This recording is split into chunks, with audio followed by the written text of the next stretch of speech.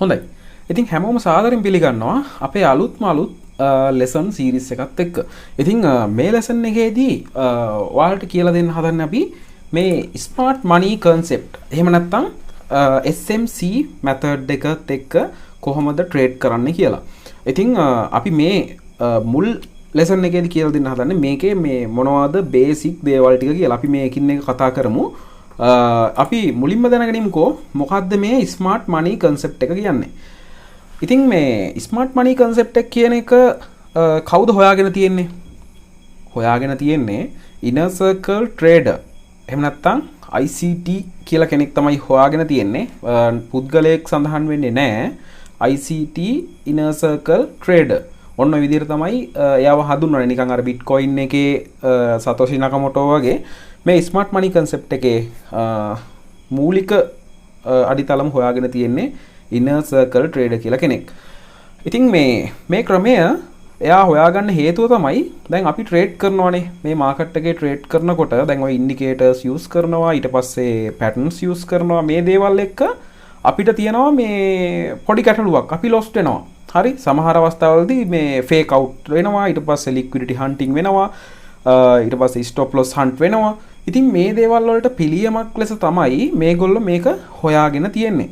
ඉතින් මේ මිනිස්සු ලොස්ට් වෙන එක වළක්ව ගන්න අපිට මේ SMC method එක යොදා ගන්න පුළුවන්. ඉතින් අපි තාමත් රිටේල් ට්‍රේඩර්ස්ලා කියලා ඔයාලා අමතක කරන්න එපා. හැබැයි මේ ලෙසන් එකකින් පස්සේ අපි රිටේල් ට්‍රේඩර්ස්ලා වුණත් අපි ඉන්ස්ටිටියුෂන් ට්‍රේඩර්ස්ලා ට්‍රේඩ් කරන විදිහට තමයි ට්‍රේඩ් කරන්න යන්නේ.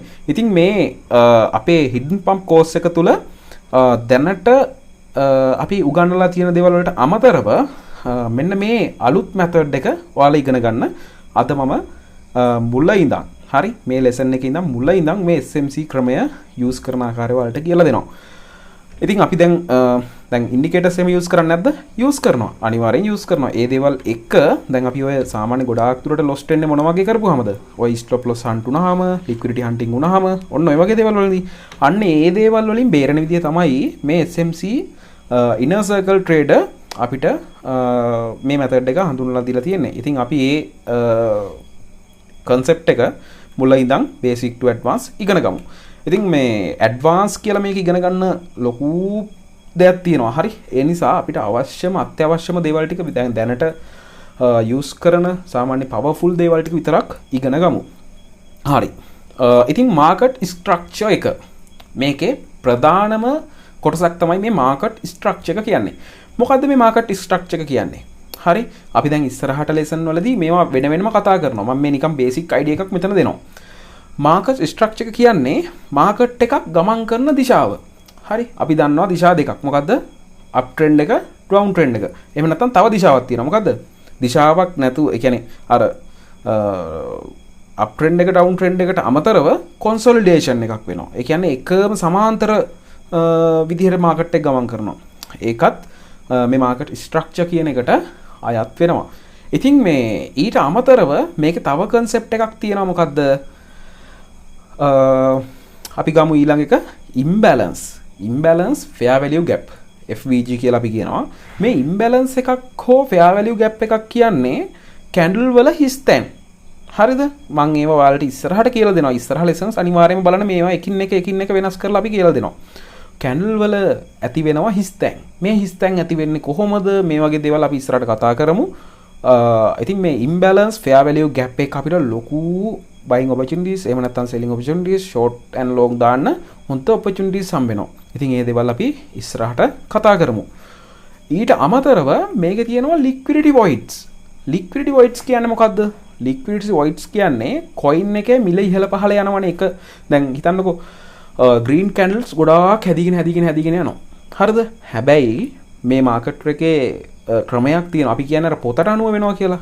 ඒ ක්‍රමෙත් එක්ක යනකොට මේකේ එහෙම එක දිගට buying candle හැදීගෙන යන්න බෑ. එතකොට liquidity void එකක් හැදෙනවා. හරිද? කොයිම වෙලාවක හරි sell candle ටිකකින් ඒක complete වෙනවා. ඒ liquidity void එක complete කරනවා. හරිද? ඉතින් මේ වගේ liquidity voids අපි අඳුරගන්නේ කොහොමද කියලා මේකෙදි කියලා දෙනවා.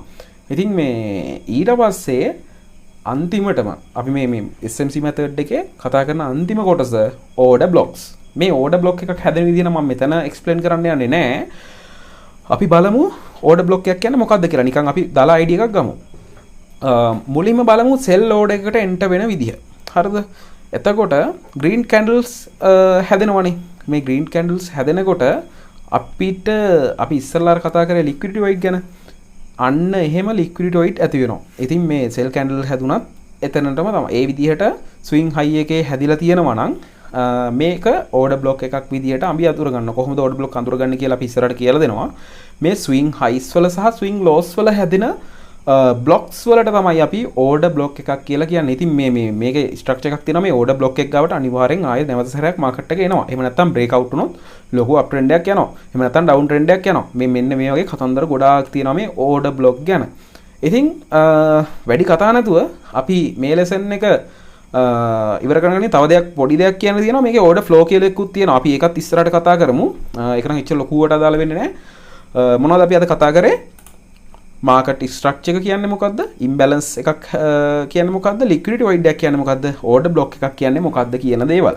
ඉතින් මේ දේවල් තමයි අපි ස්මාර්ට් මනි concept මේ lesson එකේදී ඔයාලට උගන්වන්න යන්නේ.